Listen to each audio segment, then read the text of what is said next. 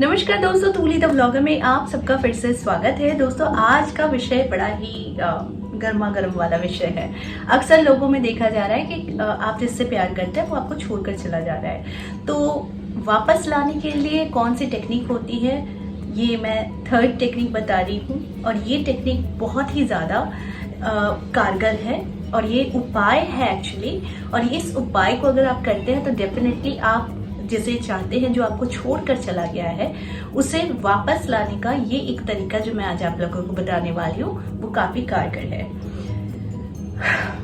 Subscribe कीजिए, bell button को दबाइए, वीडियोस अच्छी लगती है लाइक शेयर और कमेंट करना बिल्कुल भी मत भूलिए। आगे बढ़ते हैं दोस्तों। आज का टॉपिक है कि आपको अगर किसी ने, आप जिससे प्यार करते हैं वो आपको छोड़कर चला गया है और आप उसको वापस पाना चाहते हैं, उसके लिए आप बहुत रो रहे हैं, बहुत आप परेशान हो रहे हैं, आपका बहुत दिल दुख रहा है। ये स्वाभाविक है क्योंकि हो सकता है कि आप उसको बहुत दिल से चाहते थे और सामने वाला जो था या थी वो आपको दिल से नहीं चाह रहा था।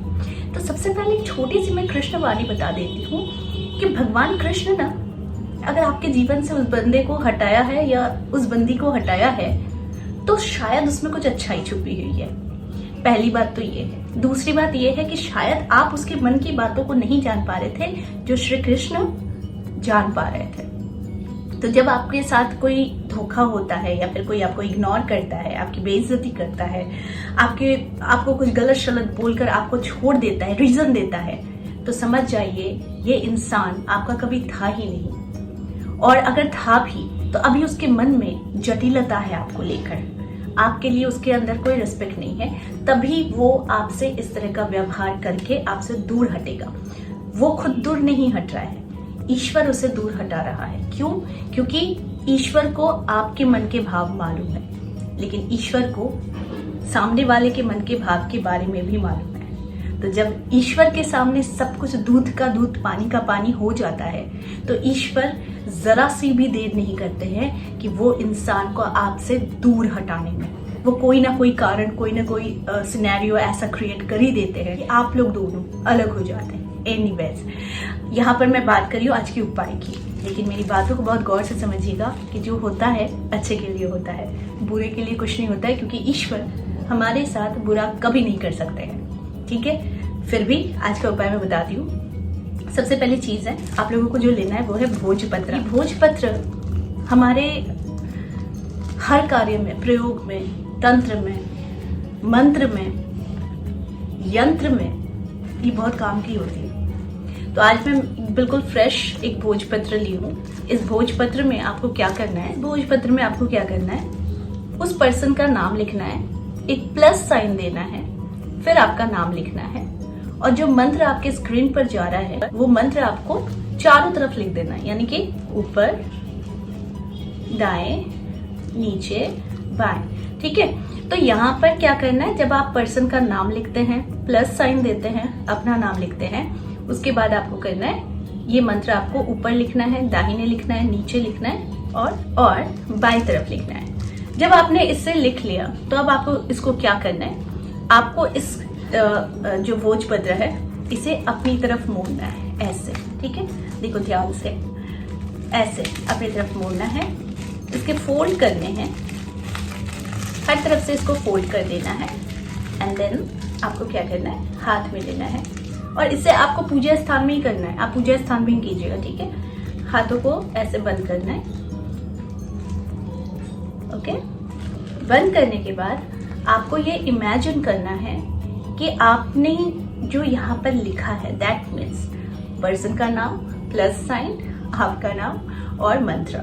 तो ये इतना ज्यादा पावरफुल हो चुका है कि इंसान के अंदर आपके प्रति जो भी खराब भावनाएं थी वो दूर हो रही। आपको इस तरह हाथ बंद करना है और आपको ऐसे आंखें बंद करके सोचना है वो पर्सन अब आपसे बिल्कुल दूर नहीं रह पा रहा है, आपसे बहुत प्यार करता है। और इस तरह से कहते हुए आपको श्री कृष्ण को कहना है कि मैं आपके मंत्रों का जाप रोज रोज 108 बार करूंगी, आप बस मेरी ये विश पूरी करें। जो इंसान मुझसे दूर चला गया है उसके मन में मेरे लिए अथाह प्रेम भर दे। आपकी जो भी विश है, आप खुद से भी कुछ भी विश कर सकते हैं, मैं यहाँ पर सिर्फ एग्जाम्पल के तौर पर मैं आप लोगों को बता रही हूँ। उसके बाद आपको क्या करना है, ये जो कागज है इसे या तो आपको भगवान, अगर श्री कृष्ण की मूर्ति है उसके पीछे रख देनी है, अगर फोटो है उसके पीछे रख देनी है, या फिर कोई एक ऐसी बुक है जो ग्रंथों के बुक होते हैं, या फिर कोई चालीसा है, वो चालीसा के अंदर आपको इसे रख देना है। ठीक है, रख देना है। आप ऐसा भी कर सकते हैं क्योंकि ये बार बार निकल सकता है जब आप उसको यूज करेंगे, तो आप इसे रखने के बाद जिस बुक में रख रहे हैं या फिर किसी तस्वीर में रख रहे हैं, आप सेलो टेप लगा सकते हैं ताकि ये हिले नहीं और कहीं गिरे नहीं। ठीक है, सेलो टेप लगा देंगे। ये इतना पावरफुल है कि ये उसी चालीसा के साथ रह जाता है जो पावरफुल, ईश्वर की फोटो के साथ रहता है जो ईश्वर खुद ही पावरफुल है। तो आपकी विश जरूर पूरी हो जाती है, थोड़ा समय लगता है या फिर तुरंत हो जाती है, बस आपको धैर्य और विश्वास की जरूरत होती है। तो ये विश्वास आपको रखना है कि ये जो भोजपत्र में मैंने मंत्र लिखा है, पर्सन का नाम लिखा है, अपना नाम लिखा है, तो ये बिल्कुल ही एक आकर्षण तैयार कर रहा है। जो इंसान आपसे गुस्सा करके, आपको बुरा भला कह के चला गया होगा या फिर रूठ कर गया होगा, वो बहुत ही जल्दी आपके पास वापस आएगा।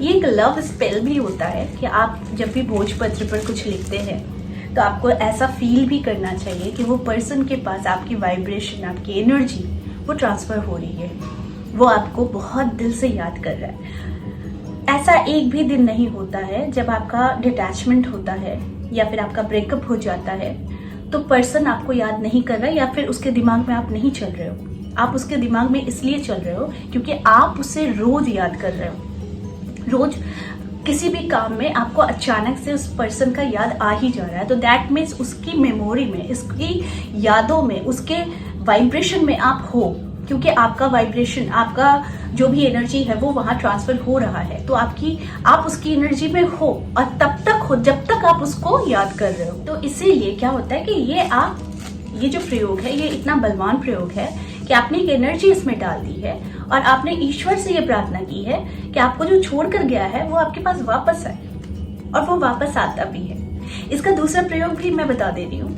अगर आपने इस तरह से लिखा है, नाम लिखा है, मंत्र लिख दिया है, अपनी प्रार्थना की है, तो आपके पास अगर हनी की बोतल है, यानी कि आपके पास अगर शुद्ध हनी है, ठीक है, आजकल मार्केट में मिल ही जाती है, डाबर की है, जो भी है, तो आप उस हनी को आप लेंगे, इस भोजपत्र को आपको उस हनी में डुबो के रख देना है। ठीक है, आप कुछ ही दिनों में आप ये नोटिस करेंगे कि इंसान के अंदर जितनी भी गलत फहमियां थी आपके लिए, जितना बुरा, जितना नेगेटिव सोच था, वो धीरे धीरे कम हो रहा है। और वो ऑटोमेटिकली जब ये रियलाइज करेगा कि उसकी जो भी सोच थी आपके लिए वो शायद गलत थी या फिर मैंने कुछ ज्यादा ही रिएक्ट कर दिया था, तो वो उसमें वो परिवर्तन आना शुरू हो जाएगा और वो धीरे धीरे आपके पास जरूर आएगा।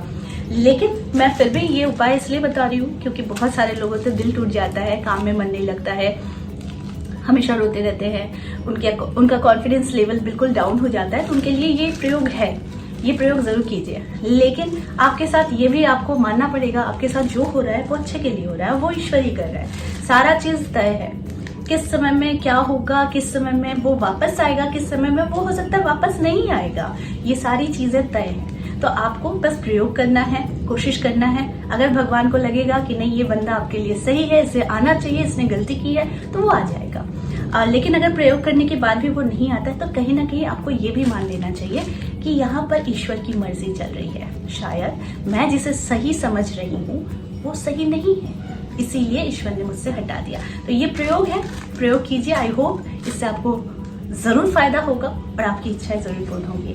तो आज के लिए बस इतना ही, फिर मिलेंगे एक नए टॉपिक के साथ। तब तक के लिए आप सबको मेरा प्यार भरा नमस्कार।